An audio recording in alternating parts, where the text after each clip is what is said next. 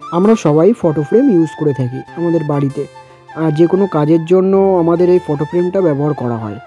সে birthday purpose হোক কিংবা যে কোনো ইভেন্টের জন্যই আমরা এই ফটো ফ্রেমটা আমরা ইউজ করি, বা বাড়ির সৌন্দর্য বাড়ানোর জন্য হলেও আমরা এই ফটো ফ্রেম ইউজ করে থাকি।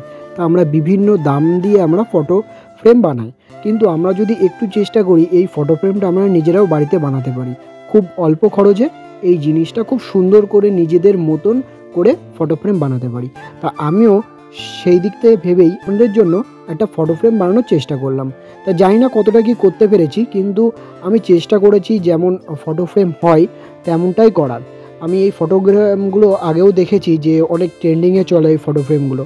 তা আমি চেষ্টা করলাম যে একটু এটা কি করলে ধরো একটু ইউনিক লাগবে, সেই দিকটা ভেবেই আমি এটা আবার করতে গেলাম।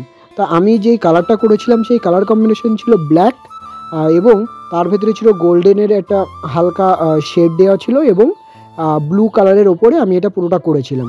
এবং তার উপরে আমি একটা গান লিখেছিলাম যে ফটো ফ্রেমটা করেছিলাম তার উপরে, যাতে এই জিনিসটা আরও অ্যাট্রাকটিভ হয়ে ওঠে আপনাদের কাছে এবং সবার কাছে দেখলে যেন একবারে চোখে লাগে।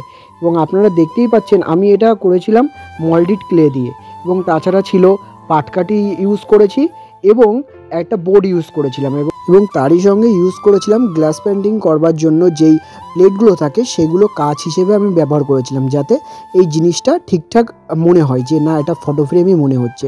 তা আপনারা দেখুন, যদি ভিডিওটা ভালো লাগে অবশ্যই like, comment, share and subscribe করতে ভুলবেন না যেন। যদি এই ধরনের ফটো ফ্রেম পারচেস করতে চান তাহলে আমার সাথে যোগাযোগ করতে পারেন।